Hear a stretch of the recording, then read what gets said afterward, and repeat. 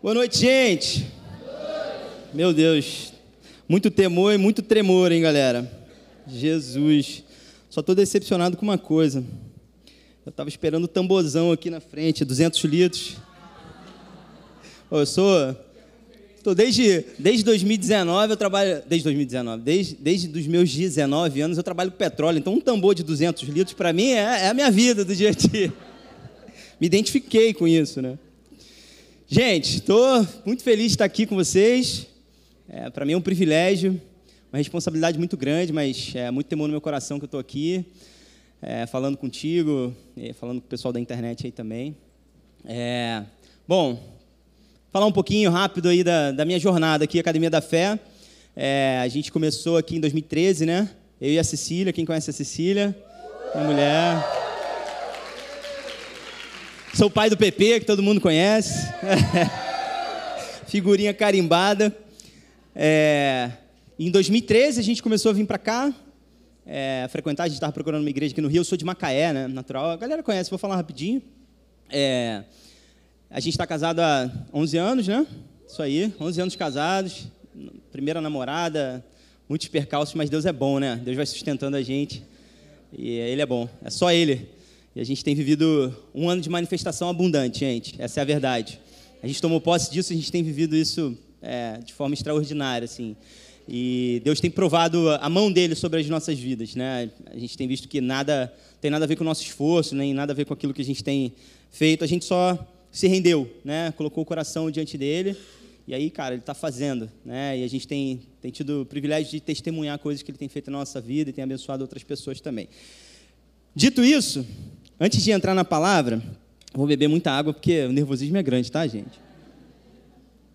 Antes de entrar na palavra, eu queria dar um testemunho rápido sobre essa juventude. Em 2013, a gente começou a frequentar aqui. Eu já contei essa história para algumas pessoas, mas tiveram duas coisas que chamaram muito a minha atenção, muito. E algo que o Espírito, né, falou no meu coração e foi me mostrando. Eu sou nascido e criado na igreja, a Igreja Batista, meu avô pastor e tal. Então, eu sempre fui nos acampamentos, sempre fui nos retiros, sempre tive muito ativo. Na minha adolescência, eu me apaixonei por igreja, comecei a tocar, comecei a servir, né? E o serviço sempre foi alto no meu coração, sempre tive muita responsabilidade com isso também. E sempre tive nesses acampamentos de juventude, né? E é legal, porque no retiro de 2014, no ano seguinte, eu não sei se era JD ou se já era Wake, JD ainda, né? Mas essa juventude me abençoou muito, porque eu conheci nos 4 dias que a gente ficou lá, os papos de corredores, né? Eu comecei a conhecer as pessoas, e aí é aí que a gente vê o que está no coração das pessoas. Cara, eu fui vendo, eu tinha, sei lá, não vou fazer o cálculo agora, mas eu já tinha 20 e tantos anos, e eu vi uma molecada de 14 acordando, fazendo devocional, acordando lendo a Bíblia. Cara, na minha época de jovem, a gente era muito imaturo e muito carnal. Essa é a verdade, né? Então, meu irmão, meus retiros, meus acampamentos, a gente estava aqui se derramando, chorando durante o culto, e nos papos aqui a gente estava falando um monte de besteira, nada que edificasse um ou outro. E, cara, essa juventude, desde aquela época, me edificou demais. Assim. Os papos e as conversas eram sempre sobre reino, sobre o que Deus estava fazendo. E tinha tempo de brincar, tá, gente? Não era um monte de gente sisuda e séria, não. A galera de Deus, mas a galera cheia de alegria, cheia de força. Isso me abençoou demais, demais. Então, eu deixo aqui esse testemunho para a gente continuar em frente, Wake. Vamos embora, porque a galera mais velha também precisa de vocês, cara. E vocês também precisam deles, tá? Jamais deixe de honrar essa galera aí que tem construído. Eu honro muito o pastor Hélio e a pastora Deise. Privilégio andar com vocês. Quando eu mais precisei na minha vida, quando mais a gente precisou, estavam aí com as mãos estendidas para nos ajudar e sempre nos trazer uma palavra de fé, de encorajamento para a gente continuar em frente. Vamos para a palavra que tem muita coisa. Vamos embora. Olha, se você não lê Bíblia, hoje você vai ler a beça. Vai ler muita Bíblia. Vamos lá. Eu queria falar um pouquinho da jornada de Caleb, gente. Velho Testamento, não se assustem. Vamos embora. Há uns 2 anos atrás, Deus colocou uma luz sobre esse nome na minha vida. Né? E vira e mexe, esse nome vem no meu coração, né? Caleb e tal, e eu tenho meditado algumas coisas e pedi a Deus, o dia que eu recebi esse convite para estar aqui, falei, Deus, Só o Senhor. Só o Senhor, porque eu não consigo, não. E aí ele foi colocando, né, trazendo isso no meu coração e eu queria falar um pouquinho. A base é Números 13 e 14, tá, gente? A base vai ser Números 13 e 14. Eu não coloquei tudo no slide, porque senão a gente ia ficar aqui com 58 slides e eu trouxe só 50. Mas vamos lá. Eu vou começar a leitura, se você puder acompanhar. E todo mundo chegou em Números aí, gente? Gente, toda palavra é inspirada por Deus, não é? É isso aí, vocês creem nisso? E, cara, isso está escrito no Novo Testamento, mas quem escreveu isso não tinha Novo Testamento para ler, não, tá? Isso é importante, isso chama atenção. Tá? Quando isso foi escrito, gente, não existia Novo Testamento. Eles estavam vivendo aquele período lá que a gente está conhecendo, que a gente conhece na palavra, mas eles tinham lá o Pentateuco, o livro dos profetas, o livro de Salmos, era o que eles tinham, e o Velho Testamento é vida. Amém? A palavra de Deus é Gênesis e Apocalipse, não tem essa da gente desprezar nada. Amém? Então vamos lá. Vou começar a leitura e vocês vão me acompanhando, eu vou fazendo os comentários no meio, e a gente vai conversando um pouquinho. Esse é meu jeitão. E vamos embora. Números 13, vamos começar pelo verso 1. O Senhor disse a Moisés: envie alguns homens que espiem a terra de Canaã, que eu vou dar aos filhos de Israel. Envie um homem de cada tribo de seus pais, sendo cada qual o chefe entre eles. Moisés os enviou do deserto de Parã, segundo o mandado do Senhor. Todos aqueles homens eram chefes dos filhos de Israel. Eu estou lendo na Nova Almeida atualizada, tá? Gente, primeira coisa que me chamou a atenção nesse início aí. Por 2 vezes, do 1 ao 3, a palavra está dizendo que Deus manda ele enviar chefes, né? Chefes entre eles. Aí eu comecei a pesquisar o que eram esses chefes lá de Israel. E a palavra me levou lá em Êxodo 18, 21. Não precisa abrir, não. Pode só acompanhar o raciocínio comigo. Moisés estava conversando com o sogro dele, Jetro.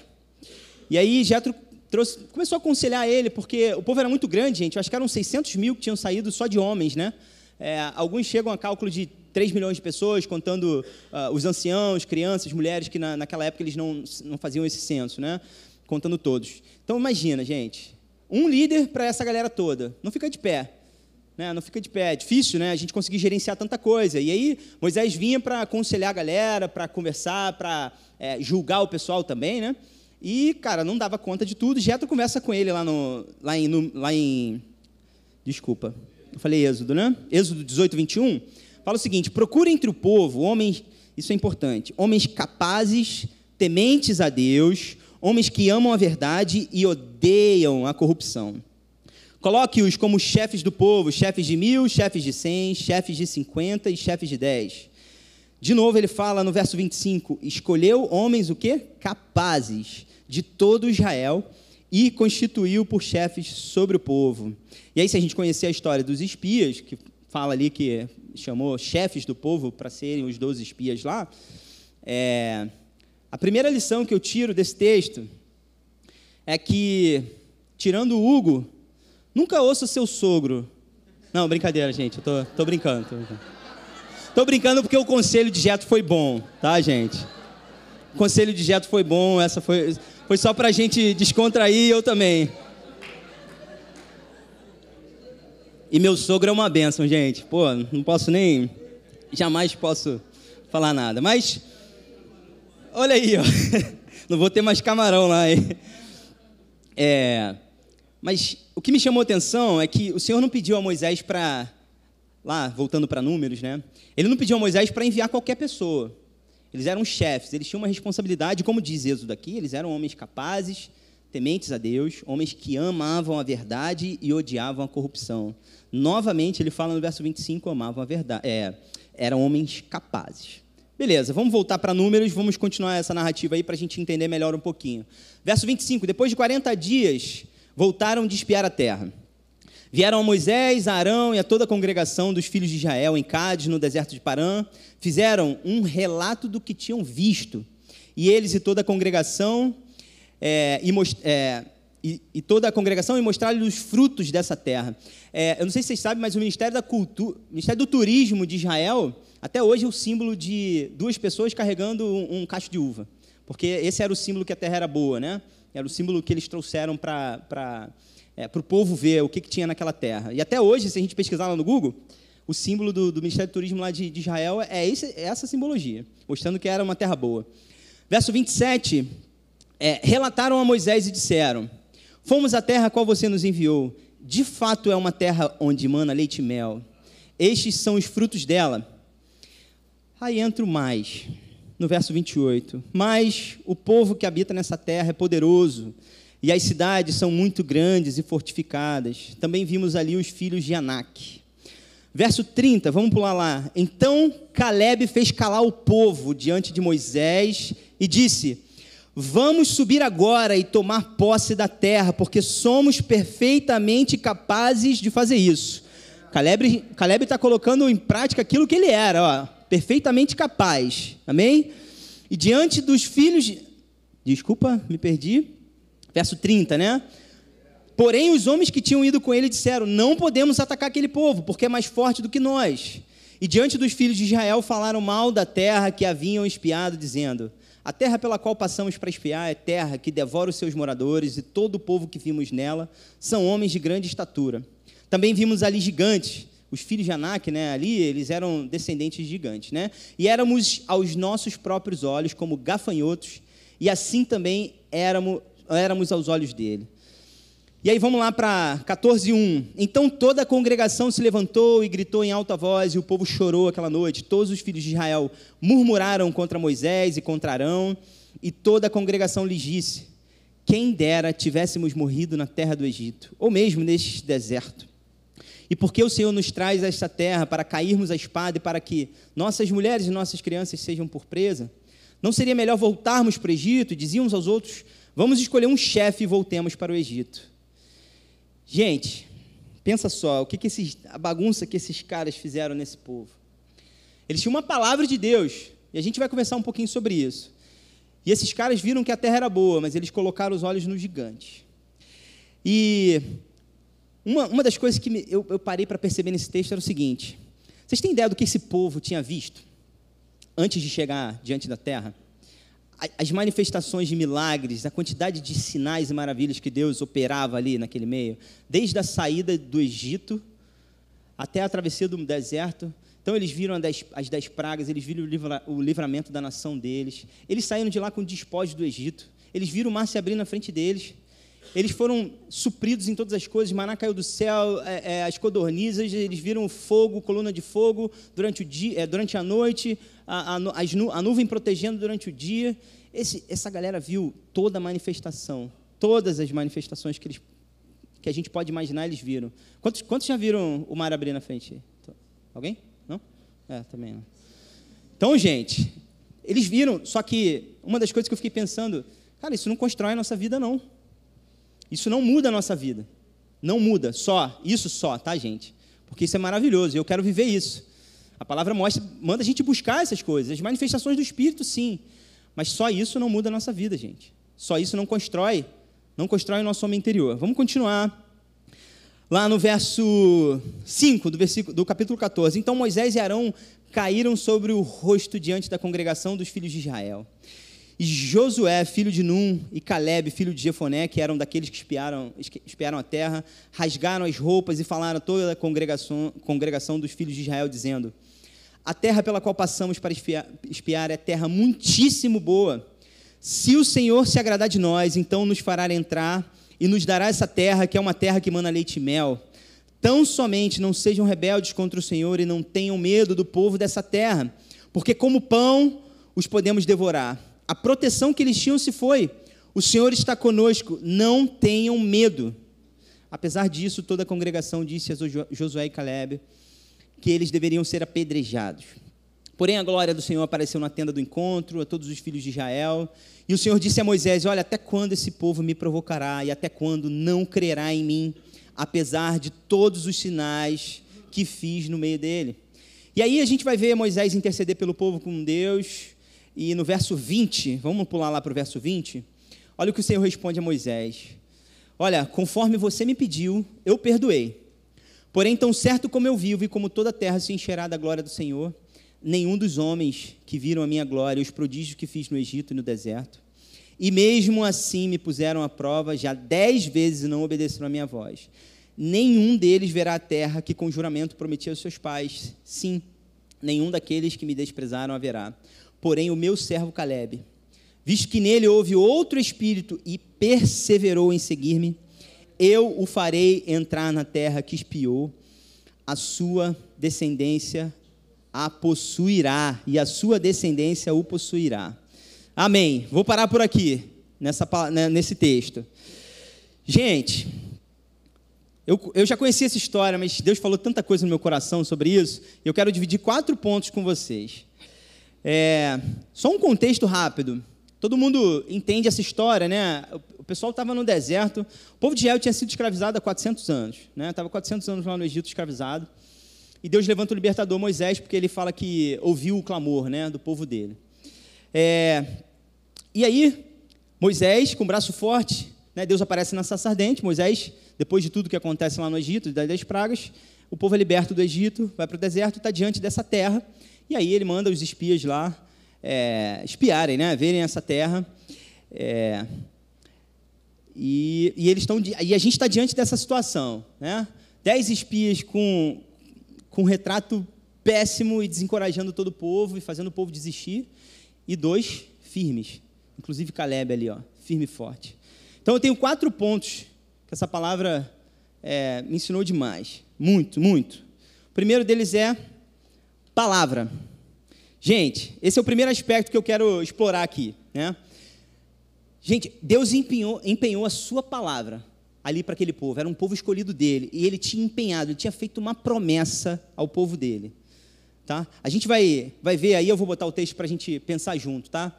Em alguns, no verso 2, envia alguns homens que espiem a terra de Canaã, que eu vou dar aos filhos de Israel. Deus já tinha dito que ele ia dar a terra para os filhos de Israel. Deus já tinha empenhado a sua palavra sobre isso. Amém? Mas isso já é de muito antes. Lá em Êxodo 3:8, lá na sarça, quando Deus fala com Moisés, ele disse, olha, por isso desci a fim de livrá-lo das mãos do Egito e para fazê-lo sair daquela terra e levá-lo para uma terra boa e ampla, terra que emana leite e mel, o lugar do cananeu, do Eteu, do amorreu, do ferezeu, eveu e todo eu daí. Antes disso, se a gente for lá em Gênesis e voltar um pouquinho, Deus já tinha dito a Abraão que ele daria essa terra aos seus descendentes, gente. Deus já tinha dado essa promessa há muitos anos lá atrás. Ele deu essa palavra, ele já tinha empenhado a palavra. E o que acontece? Josué e Calebe, dentre os 12, eles foram os únicos que ficaram com a palavra. Eles resolveram ficar com essa fé dentro do coração dele e falar assim, gente, Deus prometeu essa terra para a gente, isso é mais do que suficiente, isso é tudo que a gente precisa. Amém? Então, esse é o primeiro aspecto, é a palavra. Então, gente, a fé sempre escolhe a palavra, sempre trata essa palavra com a maior autoridade, como a voz a ser ouvida em primeiro lugar. A fé sempre vai escolher a palavra. A palavra de Deus, gente, é o nosso fundamento. A gente constrói a nossa vida sobre essa rocha, sobre esse fundamento. Esse é o nosso fundamento. É isso que a gente aprende aqui o tempo inteiro. A gente aprende esse fundamento, gente. Isso tem construído a minha vida também. Sabe? Não adianta, a gente não vai construir a nossa vida sobre areia, a gente precisa desse fundamento, dessa palavra. E Hebreus 4:12 diz assim, ó, pois a palavra de Deus é viva e eficaz, e mais afiada que qualquer espada de 2 gumes. Ela penetra até o ponto de dividir alma e espírito, juntas e medulas, e julga os pensamentos e as intenções do coração. Olha o poder dessa palavra de Deus, gente. Gente, Deus e a palavra são uma coisa só. A gente vai ler lá em João, falando sobre Jesus, né? No princípio era o verbo, e o verbo se fez carne. Ele é a palavra. Deus e a palavra dele são a mesma coisa. A palavra é uma pessoa. É ele mesmo. E se ele empenhou uma palavra, por que a gente não vai ficar com aquilo que ele já disse? Não, é isso. As circunstâncias podem se levantar, os gigantes podem ser o que for, gente. A gente tem a palavra de Deus e é nessa certeza que a gente vai caminhar todos os dias, amém? Amém? Então, a gente tendo essa certeza revelada pelo Espírito Santo, gente, é uma explosão dentro da gente. A gente tem essa fé inabalável, a gente consegue caminhar de forma firme. A gente estava falando lá em cima isso, sermos firmes. E a gente só consegue ser firme se a gente está pisando num lugar firme, se a gente tem plataforma para a gente continuar caminhando. Mateus 7, 24, portanto, quem ouve essas minhas palavras e as pratica é como um homem prudente que construiu sua casa sobre a rocha. É isso, a gente constrói a nossa casa, e essa casa é a nossa vida, sobre esse fundamento, sobre a palavra de Deus. Não tinha como falar outra coisa, né, gente? Não tinha como, é a palavra de Deus. Salmo 119, 105. Teixeira já falou. Lâmpada para os meus pés é a tua palavra e luz para o meu caminho. Aleluia. Gente, vocês sabiam que as trevas, fisicamente, elas nem existem, né? Não, você não define treva fisicamente. Treva é simplesmente a ausência de luz. Aos vestibulandos aí, pelo amor de Deus, gente. Nem aí é o mínimo, né, galera? Não tô brincadeira. Mas se tiver um filetinho de luz nas trevas, é o suficiente para iluminar. Então, a física já mostra, não existe partículas de escuridão, gente. Não existe isso. O Criador, a luz é uma pessoa. A luz é uma pessoa. João 8:2, eu sou a luz do mundo. Quem me segue não andará nas trevas, pelo contrário, terá a luz da vida. Gente, e quem me segue, isso é maravilhoso, porque sempre eu tento colocar figuras na palavra, né? Ou trazer alguma imagem sobre o que essa palavra tá dizendo. Gente, quem me segue, eu fico lembrando a gente caminhando na praia, né? E aí Jesus vai deixando as pegadas e a gente vai pisando em cima, irmão. A gente vai pisando em cima. Seguir Jesus é isso, a gente tem que ir pisando em cima dele, da palavra, da onde ele tem colocado esse fundamento. A gente vai caminhando em cima disso. A gente não pode desviar. Isaías fala que se a gente desviar, uma voz atrás da gente vai dizer, olha, volta para o caminho. Meu Deus, que é isso, gente? A gente não precisa de mais nada. Meu Pai. A palavra de Deus, isso é legal. A palavra de Deus e a realidade, gente, elas são a mesma coisa. Silêncio, né? A palavra de Deus e a realidade são a mesma coisa. Eu vou explicar. Isaías 55, 10 e 11, olha. Porque assim como a chuva e a neve descem do céu e para lá não voltam, sem que primeiro reguem a terra e fecundem, e a façam brotar para dar semente ao semeador e pão ao que come, assim será a palavra que sai da minha boca. Não voltará para mim vazia, mas fará o que me apraz e prosperará naquilo que designei. Gente, olha só. A gente fica pensando muito na realidade, né? Precisamos ser realistas. Gente, às vezes, a gente pensar que a gente esse discurso, né? Precisamos ser realistas, é uma desculpa para a gente ser pessimista, galera. É uma proteção, são muros que a gente vai criando. A realidade é a palavra, são a mesma coisa. Se a gente pensar o seguinte, apesar de a gente pensar numa realidade espiritual natural, sabe, o que acontece quando elas convergem? O que prevalece quando converge? O espiritual e o natural. É sempre o espiritual que vai prevalecer. É sempre a palavra dele que vai prevalecer quando elas se convergem. Então, a realidade e a palavra de Deus são a mesma coisa, gente. Essa precisa ser a nossa realidade. Essa precisa ser.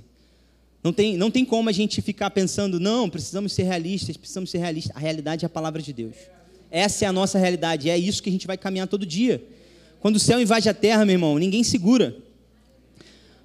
Vamos para o segundo ponto, visão.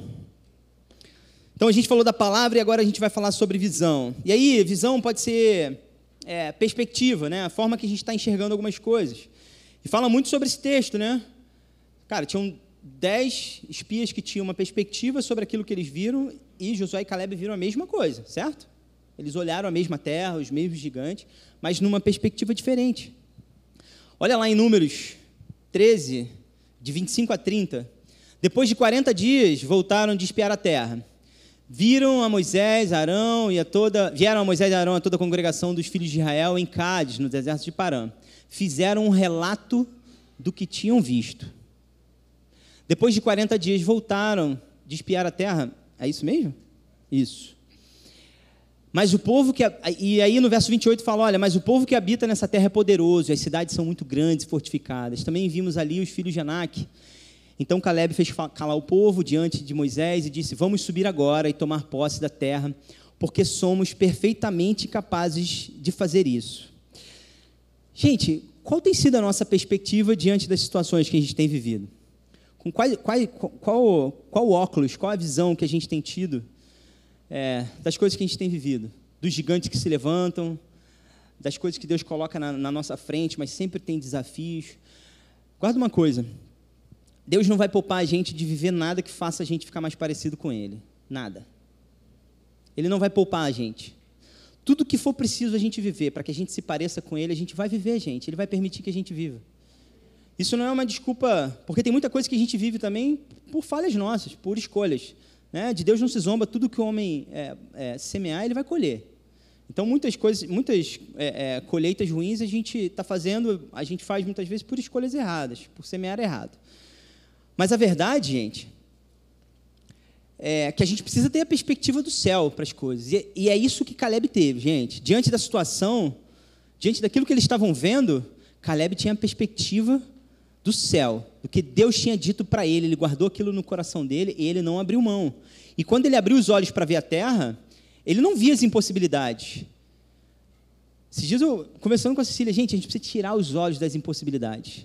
Tira os olhos das impossibilidades. Não é negar as impossibilidades, não é negar as dificuldades, não é negar. Mas a gente não precisa colocar o nosso foco, gente, nisso.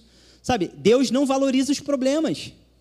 Deus já sabia que tinha um gigante naquela terra. Ele falou para o povo, se você olhar de Êxodo até lá na frente, ele não avisa o povo. Apesar de já ser sabido desde lá de trás, né? Desde a época que Abraão já esteve naquela terra, os gigantes já habitavam naquele lugar. Mas Deus, ele não coloca o foco no problema, gente. Deus é suficiente. Deus sabe quem Ele é, e a palavra que ele coloca para o povo dele, ela é suficiente. E ele sabia que se ele falasse para esse povo na saída do Egito, o povo ia desistir. Ele ia falar do gigante para essa galera? Não ia. Ele fez sinais e maravilhas e chegou diante disso. Depois de tudo que Deus provou do poder dele, o povo titubeou e desistiu. Então, a fé, gente, nos capacita a enxergar além de nós mesmos, além das nossas circunstâncias. A gente é pequenininho mesmo. A gente é pequeno, a gente pensar na gente mesmo, que é o homem, né? O que é o homem? Salmos fala que é um homem de que dele se lembres, né? Gente, a gente é pequeno, mas nós somos filhos dele, é o nosso pai. Se os gigantes se levantarem, ó, vem falar com o meu pai, eu estou andando com ele. Estou andando com ele, hoje de manhã foi dito isso. Se mexer com você, está mexendo com Jesus, gente. Está mexendo com Deus. Então, essa visão de Deus, e a visão que Deus coloca no nosso coração, essa visão de fé, dessa fé inabalável, ela vai também além dos nossos próprios recursos. Porque muitas vezes a gente quer colocar a confiança naquilo que a gente tem na nossa mão, né? Isso é normal da humanidade. Isso a gente vai ter que conviver e combater todos os dias. Mas a visão de Deus é muito além dos nossos recursos. A visão que Deus deu é muito além dos nossos recursos. Mas a gente não depende dos nossos recursos, gente. A gente vai ver a manifestação de Deus se a gente crê assim como esse povo viu, assim como Josué e Caleb viram. É dessa forma. E outra coisa, sobre perspectiva. Tudo na nossa vida, a gente precisa colocar na perspectiva bíblica e também na proporção bíblica. Porque, gente, nosso coração muitas vezes é enganoso, nossa mente nos engana direto. A gente dá uma voz deste tamanho para problema e para um monte de coisa. Mas se a gente colocar a nossa fé na palavra dele e permitir que ele nos dê a visão dele, porque a palavra dele diz que a gente foi colocado em lugares celestiais, estamos assentados com ele em lugares celestiais. Então a gente precisa enxergar a partir desse lugar. Não é isso? A gente precisa enxergar desse lugar. E desse lugar, a gente tem equilíbrio para a gente colocar, a gente fazer na nossa vida, dar as devidas proporções para as coisas. Porque a gente cai no engano de colocar os gigantes desse mundo perto do nosso Deus. Que isso, gente? Não dá. Não dá. Tá, a gente está com a perspectiva errada e a proporção que a gente está dando nisso é furada. Não existe. Então, tudo que Caleb viu quando ele olhou aquela terra foi a promessa. Caleb colocou os olhos na promessa e no Deus que tinha prometido. E ele conquistou aquele território antes mesmo de entrar. Porque essa é uma verdade, ó. Com a visão de Deus, eu conquisto o território no espírito antes de conquistar fisicamente. É isso. Essa não é a fé. A gente não chama a existência aquilo que ainda não existe. Ainda. Se Deus empenhou a palavra dele, irmão, eu vou com tudo. Eu vou com tudo. Porque quem olha só o que os olhos alcançam, gente, vai desanimar. Não vai conseguir continuar. A gente desanima. Se for só os nossos olhos naturais, a gente vai desanimar, porque aí fora, meu irmão, é daqui para pior. Como é que o pessoal fala, né? Daqui para frente, só para trás. Mas não, a gente avança. O reino de Deus, meu irmão, nunca parou de avançar e não vai parar. A gente vai avançar. 2 Coríntios 4,16. Por isso não desanimamos. Pelo contrário, mesmo que o nosso ser exterior se desgaste, o nosso ser interior se renova dia a dia, porque a nossa leve e momentânea tribulação produz para nós eterno peso de glória, acima de toda a comparação, na medida em que não olhamos para as coisas que se veem, mas para as que não se veem, porque as coisas que se veem são temporais, mas que não se veem são eternas. Aleluia! Cara, esse cara que escreveu, Paulo escrevendo isso aqui, ele leu a história de Caleb, eu tenho certeza. Então, quem se move numa fé inabalável, se ocupa, e aí, ocupa a mente está ocupada com as coisas eternas. É isso, a gente se ocupa com as coisas eternas. A gente faz as coisas naturais da perspectiva da eternidade. A gente olha tudo pensando na eternidade. Os nossos afazeres, a gente faz tudo como se fosse para o Senhor. Não é isso? Colossenses fala isso, né? Faça tudo como se fosse para o Senhor. Então, a gente está nesse lugar, gente, enxergando as situações, olha, do ponto de vista do céu, tá? Então, às vezes, isso na prática, é importante a gente pensar nisso. Isso na prática, gente, é libertador, é transformador. Porque, às vezes, pensa só, no nosso dia a dia, às vezes vem uma pessoa amarga lá, e às vezes a gente é injustiçado, e a pessoa trata a gente mal. Com que perspectiva você olha isso? Ai, fui ofendido, estou sendo injustiçado. Ou você olha assim, você estende a mão de graça e misericórdia para essa pessoa e fala assim, meu Deus, cara, como essa pessoa precisa de Jesus como eu. Como ela precisa de Jesus. Porque que essa amargura, gente, é falta do Espírito dentro, que dá vida para essas pessoas, gente. E a gente foi chamado para ajudar essas pessoas. Então essa é a perspectiva do reino nos nossos relacionamentos. É assim que a gente tem que ter, esse tipo de visão que a gente tem que ter. Essa é a visão do reino para a nossa vida, gente. Na prática, tá? Só trazendo um exemplo simples, que é o que vai acontecer amanhã, segunda-feira. Quero encorajar você. Amanhã vai ter alguém que vai te injustiçar. Não, estou brincando. Mas amanhã você vai ter problema, e essa semana você vai ter problema. E aí, qual perspectiva que você vai olhar? Você vai comparar seu problema ao seu Deus? Aquilo que Ele está construindo, Ele te chamou para fazer parte? Irmão, quando a gente tem a certeza que a gente está caminhando debaixo de uma palavra, e a gente está respondendo ao chamado dEle, o que abala a gente? A gente cantou aqui, meu irmão, a gente pode estar triste, mas a gente vai louvar o nome dEle, e a gente vai saber que essa leve e momentânea tribulação é momentânea mesmo, isso vai passar, a gente vai sair dela muito mais forte, isso vai nos preparar para os próximos passos, gente, a gente está sendo preparado para algo muito maior, aleluia, aleluia, Romanos 8, 24 e 25, olha, porque na esperança fomos salvos. Ora, a esperança que se vê não é esperança, pois quem espera o que está vendo? Mas se esperamos o que não vemos, com paciência o aguardamos. Amém? Então o povo errou porque ficou olhando para o gigante, né? Para aquilo que se via, ao invés de colocar os olhos no Deus que fez a promessa. Foi isso que Caleb fez. Porque ele falou, cara, meu Deus é maior do que esses gigantes aí. E eu fiquei pensando nesse texto que ele fala que a proteção que eles tinham, né, alguma coisa assim, né, eles perderam. E eu fiquei pensando sobre isso, fiquei viajando sobre esse texto, né, porque talvez a proteção que eles tinham era o desconhecimento, ou algo assim, mas, cara, o que Caleb olhava era só a promessa que Deus tinha empenhado para ele. E o Deus da promessa. Sabe, ele olhou para aquele gigante, ele olhou para aquela terra e ele olhou, fez uma retrospectiva provavelmente, viu tudo que Deus tinha manifestado, tudo que Deus tinha feito, ele falou, meu irmão, vamos embora, a gente vai entrar nessa terra com força. E esse texto de Romanos me dá o gancho para o próximo ponto, que é perseverança, essa palavra é maravilhosa. Ela diz muito sobre uma jornada. Vamos lá, Josué 14. Gente, a gente não corre, essa vida nossa não é uma corridinha de 100 metros, é uma maratona, não é isso que a gente aprende? É uma maratona, e a gente precisa de perseverança, a gente precisa estar ali, firme até o final. Josué 14, e aí a gente vai mudar o texto, que também fala de Caleb. Josué 14, de 6 a 10, eu coloquei aí para facilitar e agilizar um pouquinho. Os filhos de Judá chegaram a Josué em Gilgal, e Caleb, filho de Jefoné, o quenezeu, lhe disse: olha, você sabe o que o Senhor falou a Moisés, homem de Deus, em Cades Barneia, a respeito de mim e de você. Eu tinha 40 anos quando Moisés, servo do Senhor, me enviou de Cades Barneia para espiar a terra. E eu lhe relatei o que estava no meu coração. E aí essa palavra aí, coração, né, lebab, ali no hebraico quer dizer homem interior, tá? Legal.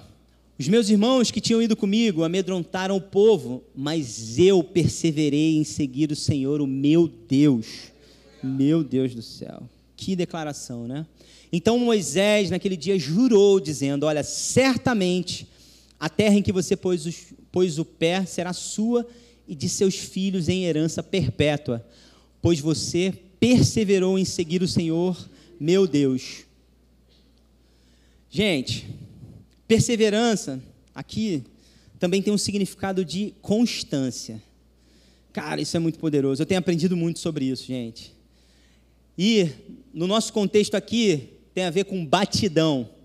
Quem já ouviu isso aí? Não é o batidão? Essa é a constância, galera. Essa é a constância. Olha o que diz lá em Hebreus 10, 36, 39. Olha, vocês precisam perseverar para que, havendo feito a vontade de Deus, alcancem a promessa. Porque ainda dentro de pouco tempo, aquele que vem virá e não irá demorar. Mas o meu justo viverá o quê? Pela fé. E se retroceder, dele a minha alma não se agradará. Nós, porém, o quê? Não somos dos que retrocedem para a perdição, mas somos os da fé para a preservação da alma. Gente, só chega até o final. Só vive a promessa quem é constante. Só vive a promessa quem é constante. Só consegue enxergar e viver e colocar o pé na terra, naquilo que Deus está fazendo, naquilo que Deus prometeu para você, para mim, como povo dele. Só consegue se a gente for constante. Se a gente seguir nesse batidão, sabe, lá no verso 24 de Números 14, olha o que diz, olha, de novo, a gente leu em Josué, a gente lê em Números, olha, porém, o meu servo Caleb, visto que nele houve outro espírito, e perseverou em seguir-me, eu o farei entrar na terra que espiou, e a sua descendência possuirá. Cara, isso é poderoso, porque não era só sobre Caleb, mas sobre a sua descendência. A gente vê ali em Josué falando sobre perpétua aquela terra. É uma promessa de Deus, gente. É uma promessa. Olha o que Tiago diz lá, 1, de 2 a 4. Eu falei que a gente ia ler Bíblia, porque eu não tenho nada para falar, não. Quem tem para falar é Deus, é a palavra dele. Então vamos lá.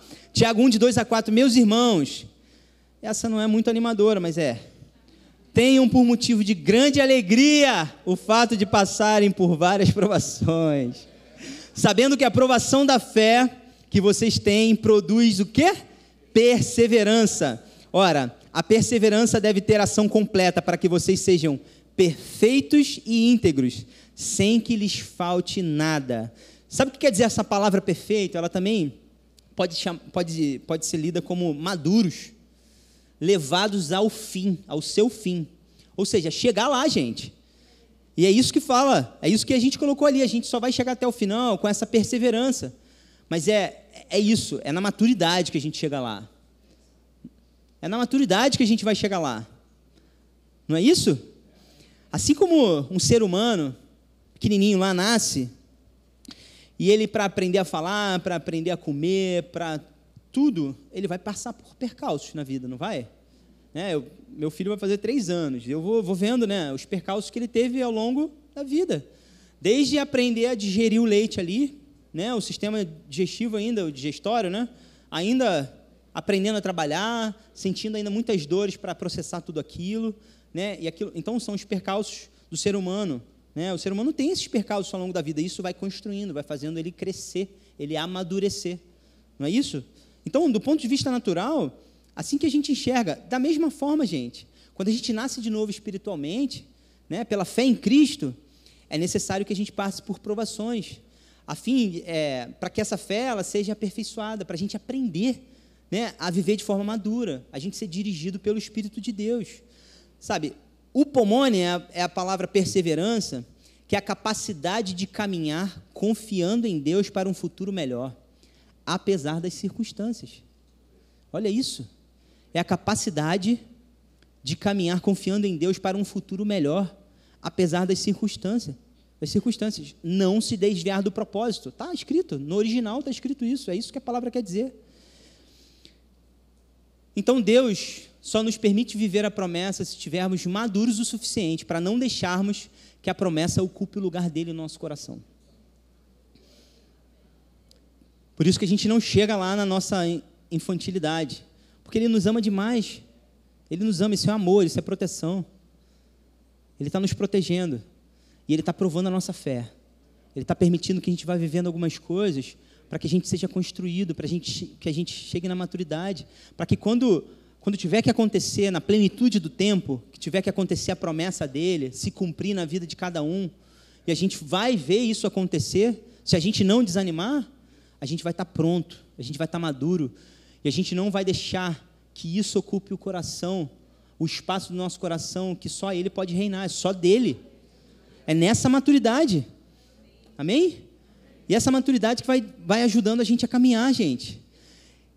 E uma coisa legal é que na maturidade, a gente não superestima os nossos problemas e a gente também não subestima os nossos inimigos. A gente tem equilíbrio. A maturidade nos dá equilíbrio. Amém? A gente vai ver Paulo lá falando, olha, se vocês estão perdoando essa pessoa aí na comunidade de vocês, eu vou perdoar também. Porque eu não vou dar espaço para Satanás no meu coração. Ele não subestimava, gente. Ele não subestimava, mas o foco dele não era esse. Ele não estava superestimando o inimigo nem os problemas que ele estava passando. Ele sempre tinha uma palavra de encorajamento, apesar daquilo que ele viveu. E olha que ele viveu, hein? A Fernanda hoje de manhã deu só um tapa ali de tudo que Paulo viveu. E as angústias da alma dele. Mas como que a gente conhece Paulo? A gente conhece Paulo com aquele cara que perseverou, chegou até o final, completou a carreira, guardou a fé. É assim que a gente conhece ele? E nós somos desses, amém? Somos ou não somos? Amém. Glória a Deus. Olha, andou rápido, hein? Eu estou falando muito rápido, né? Ainda bem que a Moniquinha não está... Quer dizer, ainda bem não, mas a Moniquinha está doidinha comigo, né? Vamos para o último ponto. Glória a Deus. Não sobe não, gente. Segura aí, hein? A resposta. Então, a gente falou, primeiro... Pô, vocês guardaram, hein? Segundo? Visão. Terceiro? Perseverança. E agora está aí. A resposta, a gente pode olhar como o nosso sim, né? É uma ação, aquilo que Deus falou, a palavra dele, certo? É uma ação, é a nossa resposta a ele. Josué, não, spoiler não, gente. Errei aqui no código, vamos lá. Josué 14:10, olha. E agora, eis que o Senhor me conservou com vida, Calebe falando, como prometeu.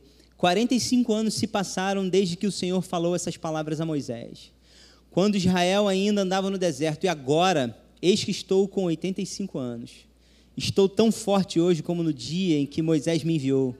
A força que eu tinha naquele dia, eu ainda tenho agora. Tanto para combater na guerra, como para o quê? Fazer o que for necessário. Dê-me agora este monte de que o Senhor falou naquele dia, pois naquele dia você ouviu que lá estavam os anaquins, morando em cidades grandes e fortificadas. Se o Senhor Deus não estiver comigo, se o Senhor Deus estiver comigo, poderei expulsá-los, como Ele mesmo prometeu. E Josué o abençoou e deu a cidade de Hebrom a Calebe, filho de Jefoné, para ser a herança dele. Por isso Hebrom passou a ser de Calebe, filho de Jefoné, o quenezeu, em herança até o dia de hoje, visto que havia perseverado em seguir o Senhor Deus de Israel. Gente, no nosso sim, vem a força. Vem a força do céu. Quando a gente responde a Ele, a gente é fortalecido, a gente é capacitado por Ele. É no nosso sim. Tem um profeta aí que fala que a força da nova criatura está em viver a nova criatura. É ação, gente. É ação. Não é só dizer, não é só falar, não é só ficar lendo. A gente tem que botar em prática, é a nossa ação. Olha o que Calebe fala. Cara, fazer o que for necessário. E ele ficou sendo cozinhado, essa palavra, 45 anos ali, ó. Mas ele não desanimou. E com 85 anos ele falou, olha, agora eu estou mais forte. Eu estou pronto para responder, eu estou pronto para a ação. Gente, o que Calebe fez foi algo tão grande. Se a gente olhar a história de Davi, Golias era descendente dessa galera aí. E essa terra estava cheia deles. E Calebe, junto com os dele, meu irmão, botou para correr essa galera. Ele conquistou a terra. O que ele fez foi gigante. Olha aí, ó, trocadilho, hein? Estou deixando. Mas o que ele fez foi enorme, né? A gente não se atenta para isso, mas Davi derrotou um. Olha aí, um gigante, Golias. Mas, cara, ele era descendente dessa galera aí que Caleb botou para correr com o time dele, né? Não se faz nada sozinho, hein, gente? A gente caminha junto. E nesses 3 dias a gente foi inundado sobre isso. E eu creio muito, um parêntese, esse tempo de avivamento é um tempo de unidade. E sabe o que? Se a gente olhar para fora, a gente vai ver uma igreja desunida, brigando na rede social, discordando de um monte de coisa. É isso, o inferno está fazendo a firula dele. Mas a igreja unida, ela vai até o final. E a gente vai ver essa manifestação, essa grande colheita, e vai começar aqui, ó, nessa unidade, como corpo de Cristo. A gente foi muito ministrado nesses dias sobre isso. Luizão, Carlinhos, cara, foi maravilhoso. E ficar por último é ruim, mas é bom. Tem um requinte de crueldade aí na ansiedade que a gente tem que trabalhar, mas quando eu penso em ansiedade, eu lembro do Teixeira, eu fico tranquilo. Tranquilo, né, Teixeira? Mas falar por último numa conferência dessa é só transbordar, galera. É só abrir a escotilha e deixar transbordar e vamos embora. Então é isso, a força da fé está na nossa resposta, na ação. Essa é a força da fé, inabalável, é colocar em prática, sabe? É realmente ser quem a gente foi feito para ser, é agir como a gente foi feito para agir. Como Deus diz, é agir dessa forma. Deus, isso aí, essa é uma frase que eu criei agora, Deus não é um conceito, mas uma experiência a ser vivida. Meu pastorzão, não criei agora nada. Gente, a ação da fé, ela envolve dependência, confiança. Amém? A semana passada, umas 2 semanas, eu estava falando sobre o senhorio de Jesus lá no Recreio. A gente não pode cair nesse engano que existe um Salvador, mas não tem um Senhor da nossa vida. Tem? Que isso? A gente depende dele. E é nesse lugar que ele tem chamado a gente para viver. Se a gente olhar aí para fora, e a gente olhar o final dos tempos e tudo que a Bíblia vai falando sobre isso, é isso que vai acontecer, é isso que está acontecendo. Está tudo sendo abalado e Deus está nos levando para um lugar de dependência. Porque nesse lugar de dependência é o lugar do relacionamento. É o lugar que a gente está pertinho dele. Porque a gente depende, a gente precisa dele, ele sabe disso. Então está tudo sendo abalado, tudo. Mas a nossa fé é inabalável. E a gente vai andar juntinho com ele aí, ó, nessa dependência. Só mais um testemunho aqui. Gente, eu estou sendo provado no fogo. Se vocês não sabem, eu fui ordenado há pouquíssimo tempo. A gente está lá no Recreio mandando ver, porque a gente está andando nessa dependência, eu e a Cecília. Porque ela também está lá, meu irmão, com 20 crianças, que vou te dizer, hein? É uma bênção, meu Deus. Olha, eu quero ter 4 filhos, mas eu tenho uma palavra para 2, por enquanto. Eu creio que Deus possa ainda, né? E isso não sei se é de Deus, se não é, mas eu torço para o segundo vir menino, porque aí tem sempre aquela desculpinha, né? Pô, vamos tentar uma menina. Aí foi uma terceira. Olha aí, ó. Mas é isso, gente, vamos construir esse exército. A gente não está preparando essa geração do fim? Sejam os nossos filhos. Vamos embora. Vamos lá, gente. Então, eu olho para ela com 20 lá na sala, tudo que for abaixo de 20, vamos embora. Brincadeira. Os dias são difíceis.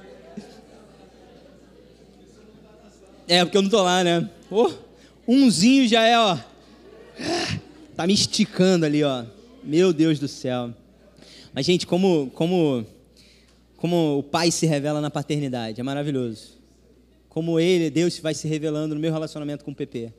Porque às vezes eu vou, ele na infantilidade, na criancice dele, naquela pirraça, e aí eu desço ao nível dele ali para conversar, para bater um papo, explicar tudo para ele. Aí dá 1 minuto e meio, ele já esqueceu tudo e faz de novo. Mas aí eu fico pensando, gente, na paciência que Deus tem com a gente, cara. Meu Deus, que pai maravilhoso. E aí ele vai só me mostrando isso, cara. Vai só me mostrando, olha, eu sou assim contigo, hein, cara. Olha aí, ó. Olhar para trás não é para onde a gente tem que ficar olhando, mas é muito bom a gente, né, quando a gente começa a construir a nossa vida em cima dessa palavra, e a gente olhar para trás como a gente era infantil, e a gente vê como Deus é gracioso, misericordioso, né? E Ele vai ensinando a gente, Ele vai nos perdoando, Ele vai cuidando da gente, Ele vai ensinando a gente como tem que ser. E é isso, Ele está me ensinando agora o que eu tenho que ensinar para o Pepe, né? É, desse jeito. Olha lá, em Tiago 1:17 no 26 também, olha. Assim também a fé, se não tiver obras ou ação, por si só está morta. Porque assim como o corpo sem o espírito é morto, assim também a fé sem obras é morta. A gente precisa agir em fé. A gente precisa colocar em prática aquilo que a gente tem recebido e aquilo que a gente tem colocado para dentro. Gente, isso tem muito a ver com relacionamentos, lidar com pessoas, principalmente. É sobre isso, Hebreus 11:6. De fato, isso é o mais importante, tá? Esse é o mais importante. De fato, sem fé é impossível agradar a Deus. Gente, esse é o lugar da maturidade, tá? A gente faz o que for preciso para agradar o coração do Pai.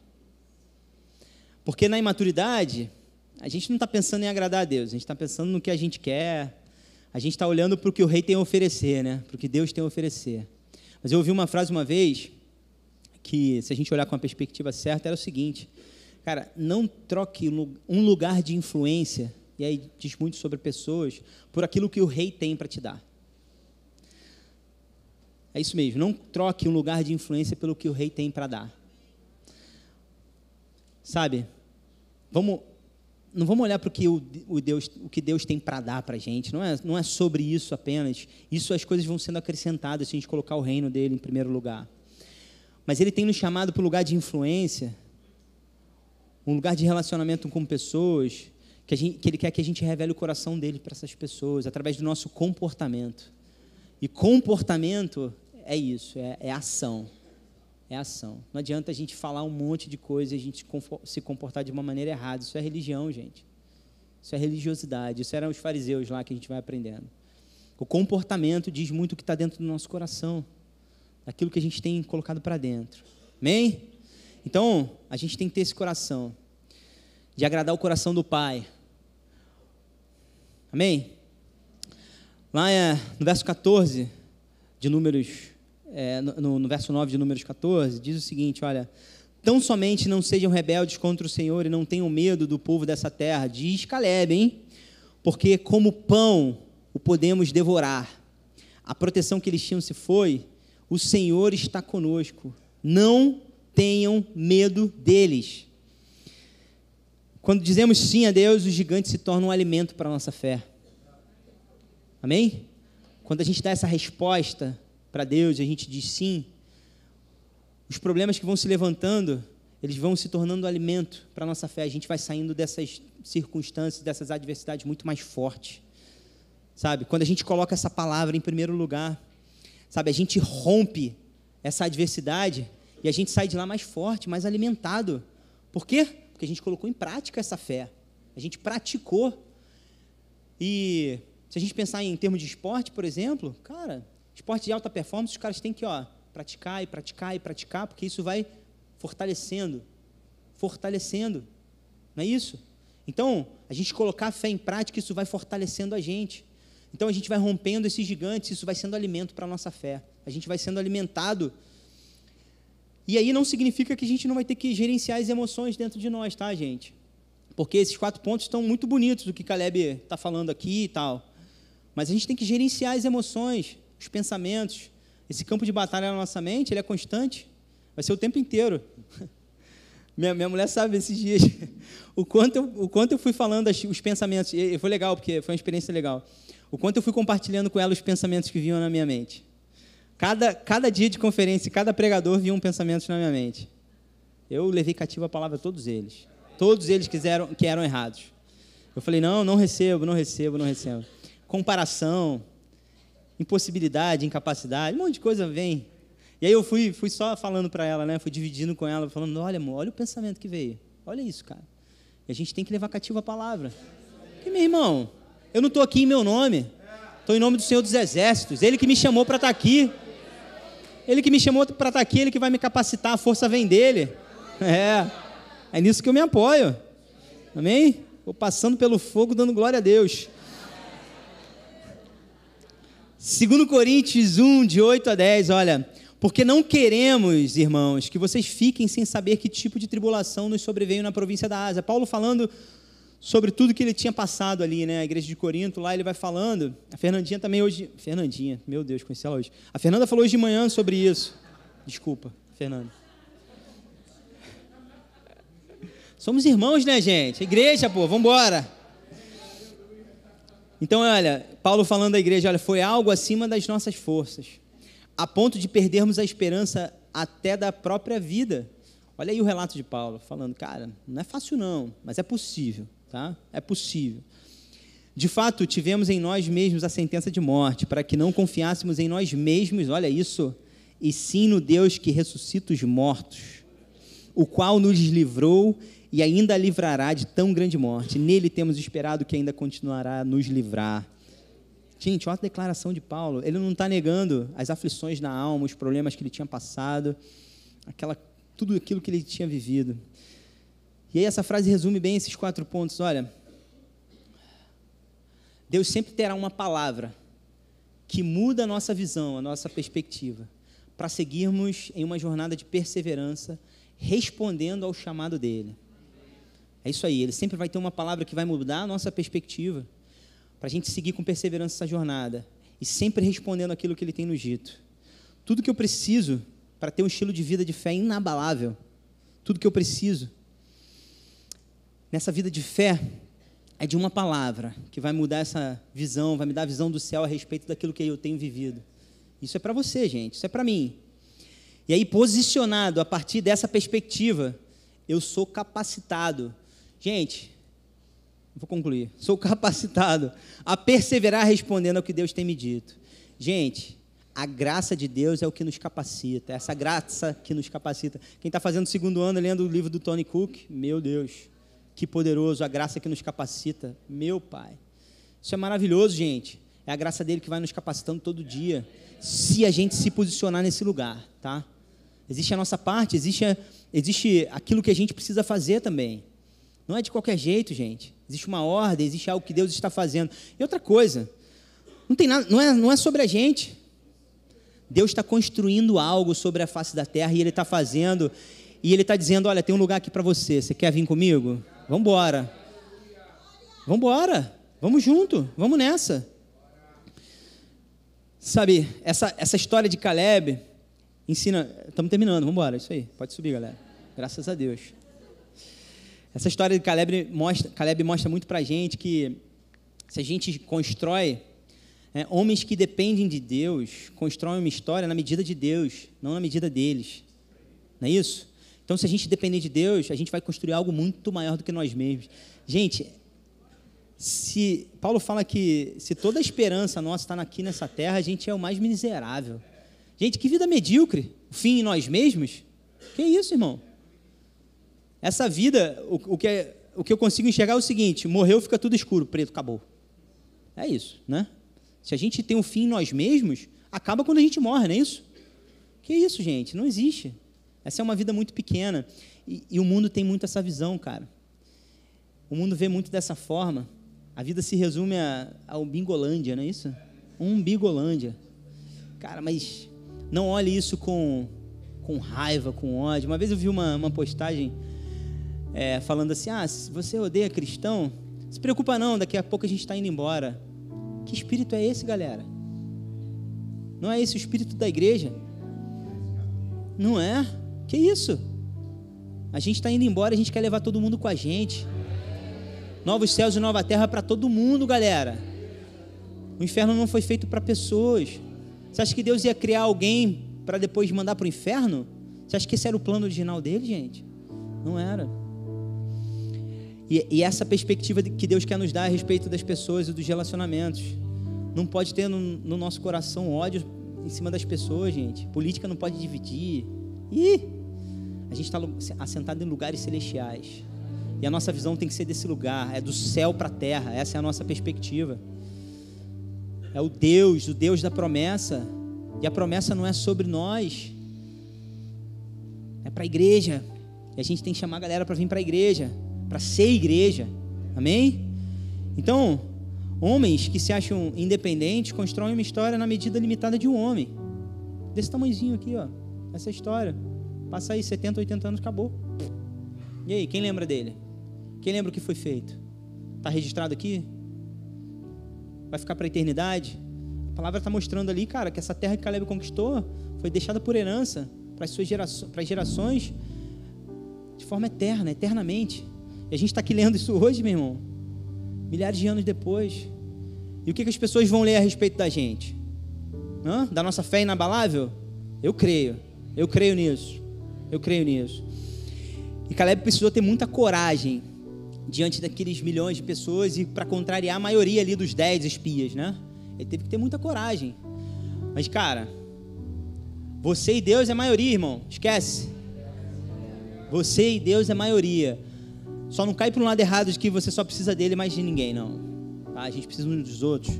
Mas diante de situações, irmão, eu vou na força de Deus. Isso é suficiente, isso é maioria. Vamos embora. Então esse era o espírito de Caleb. Mas e a reputação dele diante do povo? Será que ele estava preocupado com isso? Pelas declarações dele ali? Para nós cristãos, e essa palavra é dura, mas é muito verdadeira, eu falei isso com a Cecília, que eu ia falar isso no final. Só tem uma solução para a gente: morrer. Se a gente quer viver uma vida medíocre, pagando imposto e começando a dieta segunda-feira, tem uma solução para isso: morrer, encontrar Jesus na glória. Vamos morrer, vamos dar um jeitinho da gente morrer. Mas se a gente quer participar daquilo que Deus está construindo e poder pisar nessa terra que Ele está prometendo para a gente, viver a promessa que Ele tem prometido para o povo dEle, nesse final dos tempos, o que a gente precisa fazer? A gente precisa morrer também, para que Cristo viva em nós. O umbigo, meu irmão, já era. Os nossos olhos... Qual é a única pessoa, quando a gente olha para frente, que a gente não vê? Além dessa galera que está, mas a gente não consegue ver a gente não consegue enxergar a gente.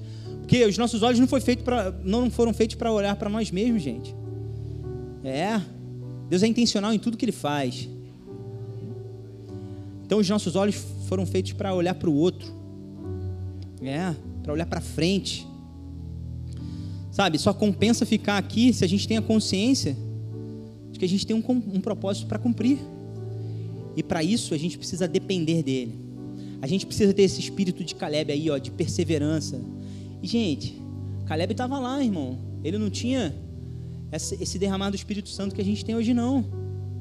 Ele não tinha isso. Ele não estava vivendo nessa graça, nessa aliança superior que a gente vive hoje.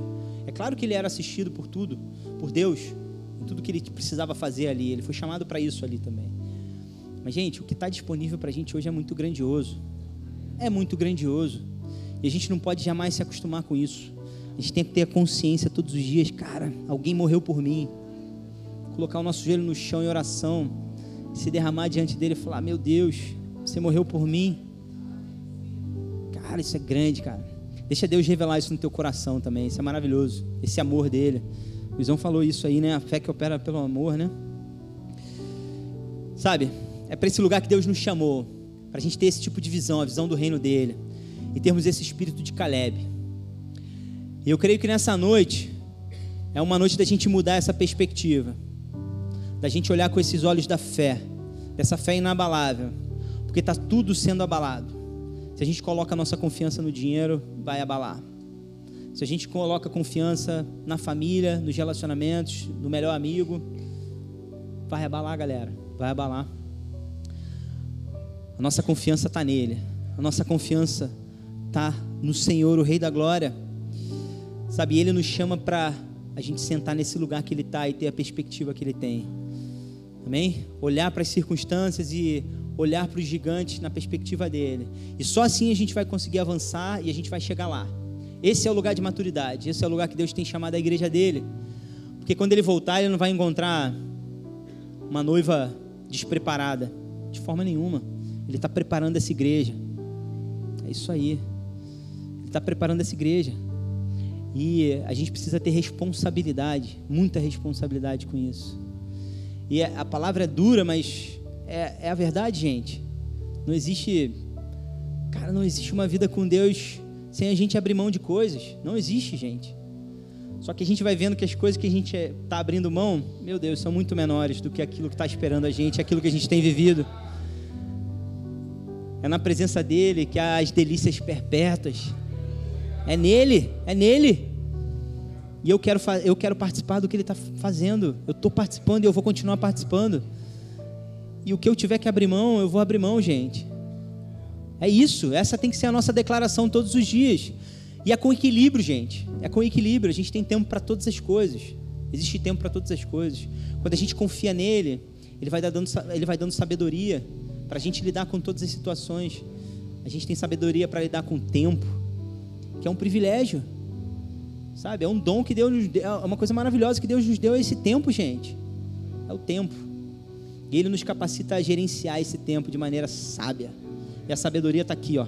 Não está em nenhum outro lugar. Está aqui, é tudo isso que a gente precisa. É esse lugar que Deus nos chamou para ocupar. Feche seus olhos um pouquinho e vamos orar. Pai, obrigado por esses dias de conferência, Deus, de tanta coisa que a gente recebeu. Mas, Deus, esse rio está fluindo, Deus, e a gente não foi chamado para reter nada, mas para praticar tudo aquilo que a gente aprendeu, porque essa é a força da nossa fé. É isso que vai fazer a gente avançar e ajudar os outros a avançarem também, Deus. Foi para isso que a gente foi chamado, Deus. E o Senhor conta com a gente, conta com a sua igreja. Porque se a gente reter, e aí, cara, e o meu irmão, e aquelas pessoas que a gente está convivendo, eles precisam disso. Que a gente tenha essa consciência, Pai, todos os dias. Porque Caleb, ele não estava olhando só para ele, a gente sabe disso. Sabe, quando eles rasgam a roupa deles ali, em revolta daquele desânimo do povo, daquelas declarações do povo, sabe, ele não estava olhando para ele estava olhando, gente, onde vocês estão com a cabeça? Para onde vocês estão olhando? Deus nos prometeu essa terra e Ele vai nos dar, porque Ele é o Senhor dos exércitos, Ele vai nos dar, Ele vai fazer a gente avançar sobre esses gigantes. E esse é o espírito que Caleb teve, e é nesse espírito, no espírito da fé, é nessa fé que a gente quer avançar todos os dias, Pai. Foi para isso que a gente foi chamado, Deus. O justo viverá por fé, e é nesse lugar que a gente está, e é nesse lugar que a gente foi chamado para viver, Pai. Muito obrigado, Pai, que nessa noite, Deus, todos os meus irmãos aqui na internet, eles decidam viver nesse lugar, Pai. E ter essa perspectiva que o Senhor tem a respeito das coisas da vida e daquilo que o Senhor está construindo e fazendo, Pai. E que eles decidam caminhar com perseverança, tirando os olhos das circunstâncias e olhando para o que é eterno, Pai. Essa é a minha declaração sobre os meus irmãos, sobre essa igreja, Pai. Obrigado, Jesus, porque você é quem possibilitou da gente estar aqui hoje, Pai. Pelo teu sofrimento lá na cruz, por ter ressuscitado e ter nos feito novas criaturas, Pai. A gente está nesse lugar, Deus, e é na força do teu poder que a gente vai continuar caminhando, Deus. E que o meu irmão que está aqui hoje, decida isso no seu coração hoje, viver essa fé inabalável, ter esse espírito da fé todos os dias da vida dele. Que a segunda-feira seja o melhor dia das nossas vidas, Deus, porque depois de sair desse lugar, da casa de Deus, da igreja, onde a gente se fortalece como corpo, a gente está pronto para ir lá para fora, manifestar o reino de Deus nos lugares onde a gente for, onde a planta dos nossos pés pisarem, justiça, paz e alegria se manifestando no nosso trabalho. Isso também para os nossos filhos, Deus, e onde quer que eles estejam, porque nós somos autoridade sobre eles, Deus, e nós empenhamos uma palavra sobre a vida deles. Que o reino de Deus seja estabelecido. Nós abençoamos, Deus, a vida dos meus irmãos aqui. Eu abençoo a vida deles nessa noite, Pai. Quebramos toda a barreira de incredulidade. Quebramos a incredulidade nessa noite. Que o espírito da fé prevaleça e reine na vida dos meus irmãos, Pai. E que a gente possa colocar em prática todos os dias isso, Pai. Em nome de Jesus. Glória a Deus, glória a Deus. Celebre o nome dele. Aleluia. Aleluia.